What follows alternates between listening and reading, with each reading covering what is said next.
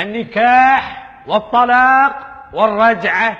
النكاح والطلاق والرجعة. نعم يا ابني. أستاذ، أنا الحين أعرف معنى الطلاق وأعرف معنى الرجعة، بس النكاح شنو؟ سؤال جميل. النكاح هو المسمى الشرعي لزواج الرجل بالمرأة، لزواج الرجل بالمرأة. بس أنا أستاذ للحين ما فهمت. يعني أنا أقول لك يا فلان زوجتك ابنتي، وهو يرد علي ويقول وأنا قبلت، فتصبح على هذا الأساس زوجته. لا أستاذ ما فهمت. يعني يا جاسم أنا أقول لك يا جاسم زوجتك ابنتي وأنا قبلت. قبلت؟ إيه؟ قبلت شنو؟ أتزوج بنتك.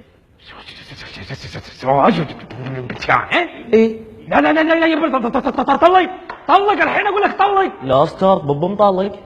شنو مو مطلق البه؟ انا كنت اشرح لك درس، ما كنت قصدي ان انا ازوجك بنتي. أستاذ الحين أنا تزوجت بنتك على حسب شرحك، لأنه كل الصبيان في الصف الحين شهود، صح؟ صح. البركة جسمك تستاهل. الله يسلمك. منك المال ومن هالعيال. عزيز. الصلاة والسلام عليك يا حبيب الله محمد. وقالت أرسلتنا لك بين قمر كل ذبح بين حمرين الله يطول بعمره حليل. بس ولا كلمة بس. وانت قاعد مكانك بعد، وانت طلق الحين طلق الحين طلق. لا أستاذ بابا مطلق. طلق زين. سمعوني الحين راح اشرح لكم موضوع الطلاق، وابيكم تركزون في ذي الموضوع، خاصة انت. الواحد اذا بيطلق زوجته لازم يقول لها يا مريم انت طالق. سمعتوا؟ وراح ابتدي فيك يا جاسم. يلا ريبيت وذ مي.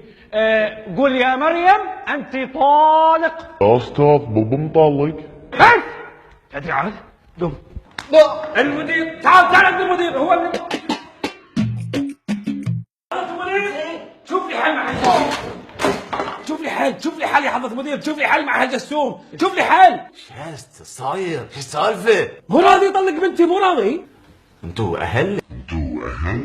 يا حضرة المدير انا كنت اشرح لهم درس عن النكاح، والجسوم استغل الفرصة وتزوج بنتي، والحين مو راضي يطلق، وانا مو موافق على هالزواج صراحة.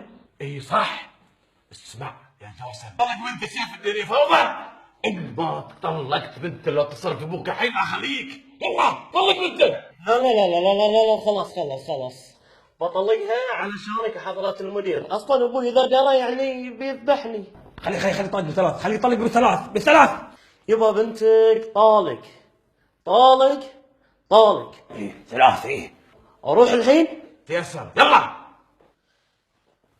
اي والله. استاذ ابغى اسالك ايش معناته النكاح؟ ما اعرف. ما بعرف.